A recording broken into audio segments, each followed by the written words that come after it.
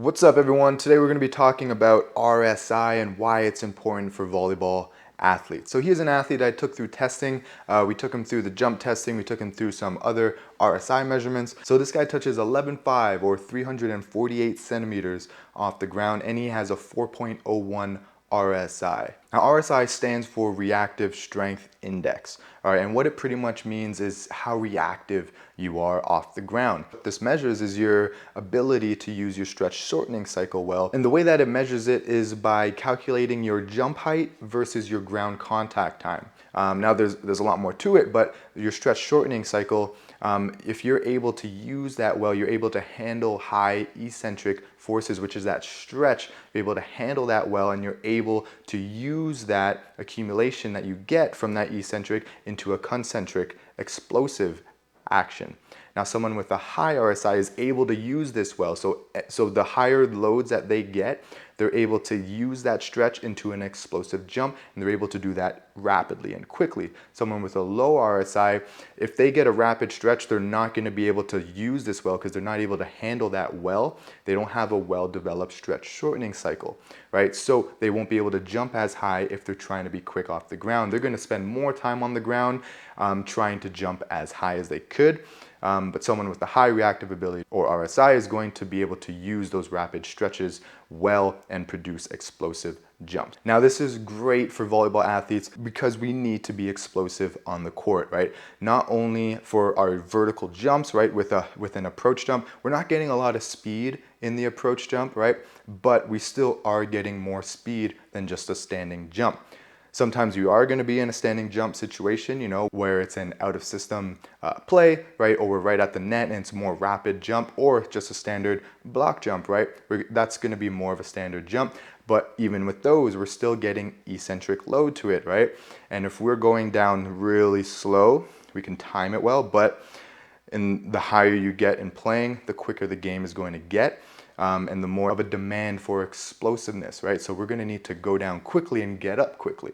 Now for our approach jumps, we're going to be getting 5 steps off of a pass. Maybe we're getting 4 steps, 3 steps from our approach jump. And this is all speed, this is all momentum. And if we're not able to handle those loads that we're bringing from that approach, right, then we're not going to be able to use that well in our vertical jump when we're doing our approach jumps. Another reason why this is great is because we also need to be quick on defense as well. It's not just for vertical jumping, but also changing directions as well, right? If we need to change directions and chase the ball and go that way because maybe, hey, we thought it was going that way, or it shanked off of a teammate and now we have to sprint and go back that way, we need to be able to stop ourselves, right? So we're applying braking forces, which is eccentric to stop, and then we need to then push off quickly and go the other way. That's a quick switch, right, which is reactive ability. So someone with a high RSI is going to excel more in that change of direction versus someone with a lower RSI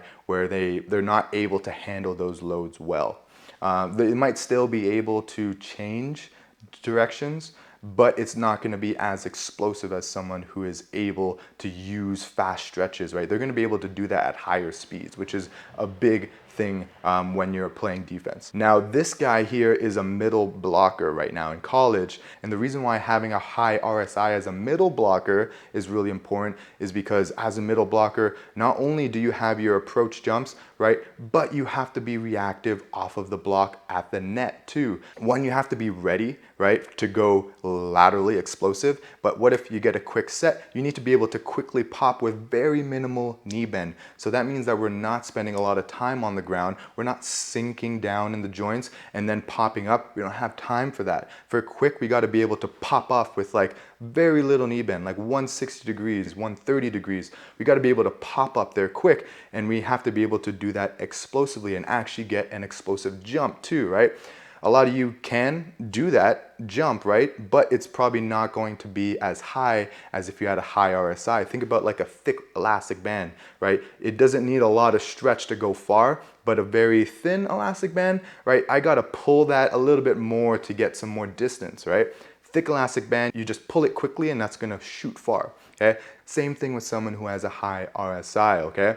So one, quick pops, very important, but then also being able to double react, right? So this is a double reaction. If I go up for that quick, but then, oh, psych, it's actually a pipe, I need to be able to land, accept that load from the height that I'm falling, land, and then pop back up quickly and probably jump maybe a little bit higher or in a different direction. Maybe I'm on an angle too, right? The other reason why is because as a blocker, you need to be explosive across the net. So we need to be able to move explosively left, right, and then also have a double reaction for those as well.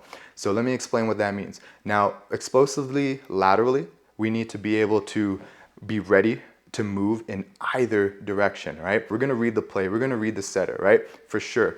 And then we're gonna have maybe a split step or a plyo step, right? Once we know where it's gonna go, and then boom, we're gonna push off of one leg to go in the opposite way. So if I'm going to the left, I need to be able to push off of my right to get to the left explosively, and it's got to be so fast. When the speed of the game increases, that increases the demand for us to be more explosive, because as a middle blocker, you got to get over the net, you got to close that block as quickly as you can, or set up the block so the defense can play around it as quickly as you can. And it's the same thing going to the right, right? So I need to do my split step, my plyo steps, just get set, get ready, and push off of my left to go to the right. All right, now if I need to double react, so this means I made a mistake in my read or I got faked, right? So I thought it was going over to the right side, so I'm pushing off of my right, and then, oh no, it's actually gonna be a pipe just behind the setter, let's say, right? Then I need to stop off of my left and have a minimal knee bend and pop up quickly and be explosive in that jump and get height and reach over and block the ball.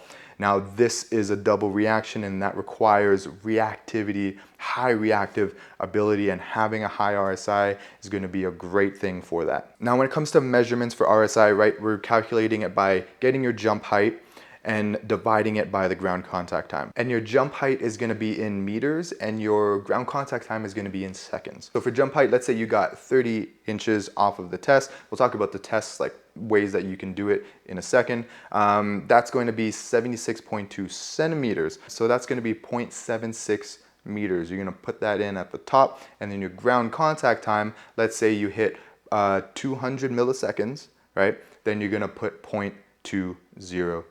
So if I plug that in, I get a 3.81 RSI, which is pretty good.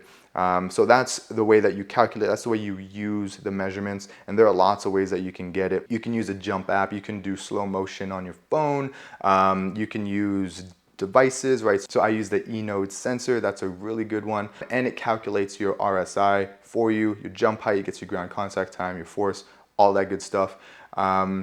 But that's how you would use the measurement, right? Now there are a lot of tests that you can do. You can do the drop jump tests where you're doing 6-inch, 12-inch, 18-inch, 24-inch, and you're getting your RSI for each of those jumps. You're dropping off and jumping up as high as you can.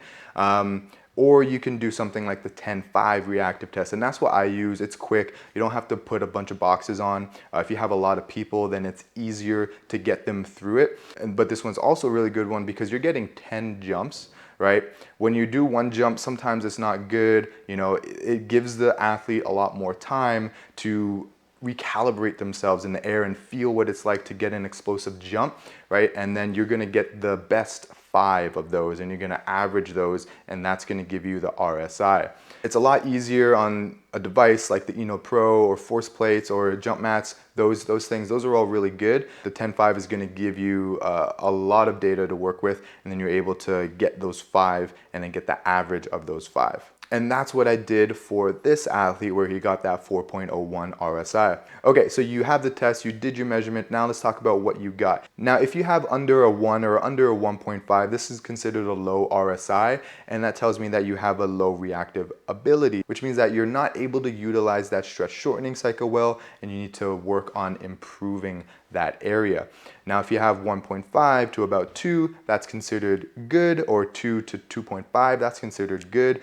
Anywhere above a 2.5 to a 3, this is starting to get from good to great once you get closer to 3, okay? Anything over 3 is gonna be excellent, right? So you have 3 to 4, that's excellent. And anything over 4 is insane, Okay, that's what it's called, insane. 4 is just crazy reactive ability. You're able to utilize the stretch shortening cycle amazingly. You're able to drop quickly, very short knee bend, and pop up and jump really high. Now, if you're anywhere from a 3, 3.5 to a 4 plus, then you're really explosive, you're really reactive already, and you can still work on that superpower on what you're really good at, right? But it's gonna be a lot harder to get more gains in that area, or the gains are gonna be more incremental.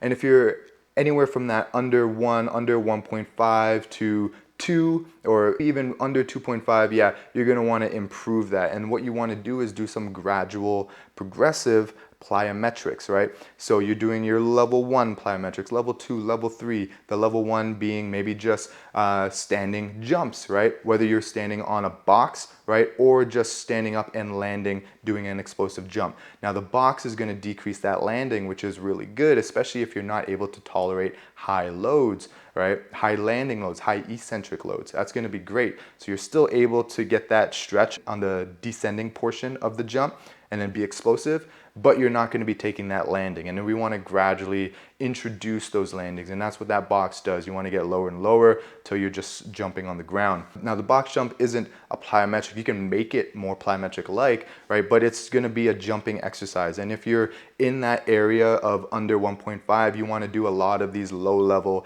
plyometrics and jumping exercises so that you can help improve, right? Build your tolerance to handle these loads and improve that stretch shortening cycle at a low level, and then progress into something like level 2 plyometrics, where maybe we have a little drop box jump onto a box, or just a little drop box jump. Maybe we have a double jump, right? Where you do a reactive jump and then you do a small hop in between, and then another reactive jump, small hop in between.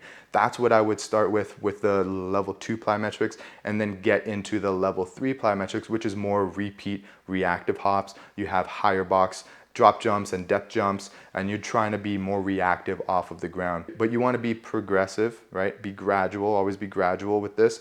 You don't want to just go, let's go, one day you're going to do the level 1, rest 2 days, and then go into the level 2. No, you want to be gradual. Because the other thing that this RSI measures, or what it's a predictor of, is your tolerance to those high level loads that you get from plyometrics. If you have a 3.0 and higher, let's say you have that great, excellent, you have that insane one, then that tells me that you're able to handle those high loads well, and you're more prepared for high level advanced plyometrics.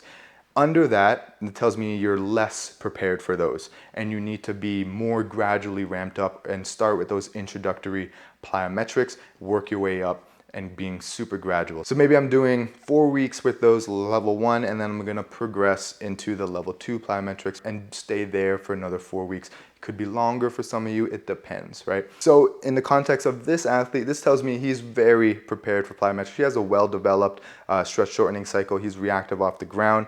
I could put him in high-level plyometrics.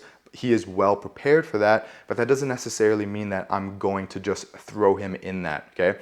Even if he does show a high level of preparedness, that doesn't necessarily mean that he is ready just yet to be, because you just don't want to throw someone in the fire. You want to be gradual, right? Maybe he is ready, but he hasn't actually done reactive plyometrics or anything like that in a controlled environment. He hasn't done drop jumps or depth jumps, right? So it's going to depend. I still want to be gradual with introducing it, but it does tell me that he is more prepared for that. So I hope this helps some of you guys. Let me know if you have any more questions in the comments.